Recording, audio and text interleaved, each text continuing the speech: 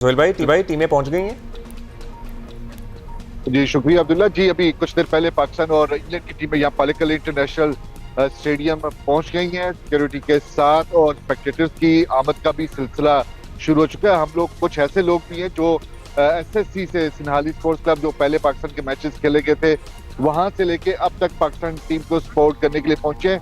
वही तकरीबन फैंस हैं जो वहां पे कोलंबो में थे, वो यहाँ पर पालेकल कैंडी भी पहुंच चुके हुए हैं टीम को सपोर्ट करने के लिए। इसके साथ साथ इंग्लैंड के जो फैंस हैं जो यहाँ पर पहुंचे हुए हैं बड़ी तादाद में, वो भी पालेकल स्टेडियम का रुख कर रहे हैं। तो एक अच्छा एटमॉस्फेयर बनने जा रहा है, क्योंकि 2 रोज पहले जब श्रीलंका के साथ मैच था तब भी इंग्लैंड को बहुत ज्यादा सपोर्ट हासिल थी अपने फैंस की तरफ से। तो आज भी एक अच्छा lot of people have travelled from the UK और अपनी टीम को वर्ल्ड कप देखने के लिए, इट मींस बहुत सारे लोग आए हैं।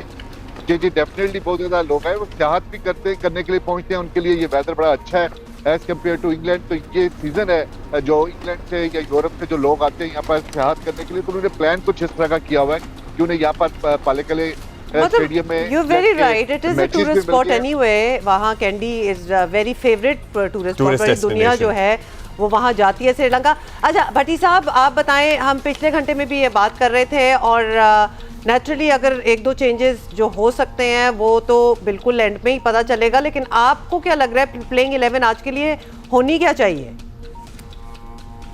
देखिए मेरे हिसाब से अगर बाबर आजम को खिलाया जाता है हुमा, तो बाबर आजम को इनिंग्स ओपन करवाई जाए। ये अना का मसला छोड़ दे, जब बड़े बड़े पाकिस्तान के स्टार्स जो हैं वो कह रहे हैं कि बाबर आजम अगर टीम में आते हैं तो एज ए ओपनर आते हैं। जी, ज्यादातरों का यही एक्चुअली ओपिनियन है। जी, अगर आपको याद होगा 2015 के वर्ल्ड कप में इसी किस्म की सिचुएशन बनी थी सरफराज अहमद पे। तो वकार यूनुस और मिसबाउल हक उस वक्त हेड कोच और कप्तान थे। जब सरफराज खेले तो वो मैन ऑफ द मैच बने, फिर अगले मैच में उन्होंने सेंचुरी बनाई। तो बाबर आजम हमारे स्टार हैं, और बाबर आजम अगर डिलीवर कर सकते हैं एज ए ओपनर तो उनका कैरियर T20 में उन्होंने एज ए ओपनर पाकिस्तान को जितवाया है। साइम अयूब नंबर 3 पर आ जाए, 4 पर सलमान अली आगा आ जाए, 5 पर फखर जमान आ जाए, 6 पर उस्मान खान। लेकिन एक और जो चेंज बनती है मेरे ख्याल में अबरार अहमद को इस टीम में होना चाहिए, क्योंकि इंग्लिश टीम के पास भी 4 स्पिनर्स हैं जिनमें आदिल रशीद हैं, साइम डॉसन हैं, बैथल हैं और विल जैक्स उनके स्पिनर जिन्होंने पिछले मैच में प्लेयर ऑफ द मैच बने। तो स्पिनर्स वर्सेस पाकिस्तान के बैट्समैनों के दरमियान मुकाबला है, और हमें जो एक झटका लगा भारत के खिलाफ मैच में वो हमारी बैटिंग की वजह से लगा। तो मेरा ख्याल में राइट। अच्छा भट्टी साहब, अभी आपने प्लेइंग 11 अपनी जो विश लिस्ट बताई है, जो कि बहुत से लोग इसी तरह ही सोच रहे हैं, तो ये बता दें कि कोच के दिमाग में क्या चल रहा है, क्योंकि हमने इस तरह अरेंजमेंट प्लेइंग 11 उस तरह नहीं देखी जिस तरह होनी चाहिए, और हर किसी में, इसीलिए तो हमारी सक्सेसेस आप देख रहे इतनी कोई खास है नहीं। देखिए मैं ये नहीं कह रहा कि माइक हैसन जो है उनकी नीयत खराब है, लेकिन बस जब आप एक बड़े कैनवस पे आ जाते हैं ना, तो शायद फिर वो समझते हैं कि हम ही अकले कुल हैं। ये जो साइड पे लोग बात कर रहे हैं, फॉर्मर प्लेयर्स बोल रहे हैं, ये एजेंडा बेस्ड गुफ्तगू हो रही है। तो मेरे ख्याल में थोड़ी देर के लिए चले, अगर माइक हैसन हमारे जज्बात को नहीं समझ रहे तो सलमान अली आगा उनको समझाएं। जी, ये दूसरा सवाल था कि सिर्फ कोच ही तो नहीं है, कप्तान भी तो हैं। लेकिन यहाँ देखें, सिक्कू भाई अक्सर बात करते हैं कि जो मेन शॉट्स हैं वो तो माइक हैसन खेलते हैं। माइक हैसन को पीसीबी ने पावर्स भी ज्यादा दी हुई है, और उन्होंने पिछले दिनों पाकिस्तान को अच्छे नताइज दिए। तो उम्मीद है कि यहाँ भी वो ऐसा फैसला कर लें जो पाकिस्तान टीम को आगे लेके जाए। देखिए आज के मैच की एक और अहमियत है, अल्लाह करे आज पाकिस्तान जीत जाए, फिर खुदा न खास्ता हम श्रीलंका से हार भी जाते हैं तो हम सेमीफाइनल में चले जाएंगे। तो आज की जीत हमें हासिल करना बहुत जरूरी है, ताकि अच्छा अभी आप बात कर रहे थे, आप लोग बात कर रहे थे माइक हैसन की और सलमान अली आगा की। सोहेल, आप नेट्स भी कवर कर रहे हैं, आप ज़ाहिर इससे पहले भी इस टीम को कवर करते रहे हैं, अभी भी पूरा टूर्नामेंट आप कवर कर रहे हैं। You know when you observe, when you see, या आपकी मुलाकात होती है, what feeling do you get? Salman Ali Agha की कितनी से है इन डिसीजंस में? क्या वो एक मजबूत कप्तान है या आहिस्ता आहिस्ता वो अपने पैर जमा रहे हैं? क्या नज़र आता है आपको? दूल्हा 2-3 नेट्स पे तो उनको मैंने बिल्कुल करीब से देखा, जो कि वहाँ पे था कोलंबो आर प्रेमदासा, जो उसके साइड पे पिचेज है वहाँ पर, क्योंकि हमारी एक्सेस बहुत करीब से थी। बाकी जो नालिस वाला था क्लब में जो नेट्स थे वो थोड़े से फासले के ऊपर थे, तो वहाँ पर हमारी उस तरह की एक्सेस नहीं थी। लेकिन जो आर प्रेमदासा स्टेडियम में नेट्स हुए वहाँ पर मैंने दोनों को एक साथ देखा, एक साथ नेट्स की तरफ आ रहे हैं, वहाँ पर जो रोलर पड़े होते हैं वहाँ पर बैठ के गुफ्तगू करते रहे हैं, तस्वीर भी उसकी वो सामने आई है। तो वो मुझे नहीं लगता कि वो दोनों एक पेज पे नहीं है, वो दोनों एक पेज पे हैं।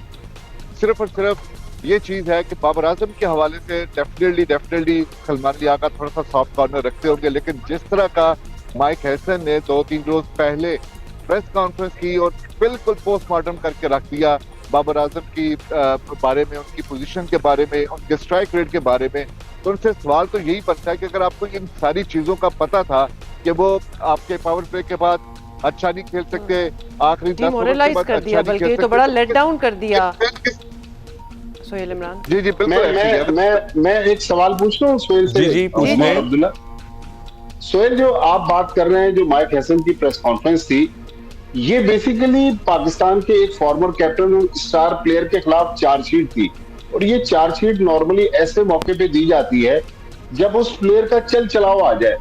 तो क्या इस फॉर्मेट में अब हम ये समझ रहे हैं कि बाबर आजम के बारे में टीम मैनेजमेंट सोच रही है कि अब मजीद उनको या इस फॉर्मेट में भट्टी साहब इसमें ये भी ऐड कर लें, भट्टी साहब के बीच टूर्नामेंट कहाँ चार्जशीट आती है? ये सारी बातें तो या पहले की होती हैं या बाद की होती हैं।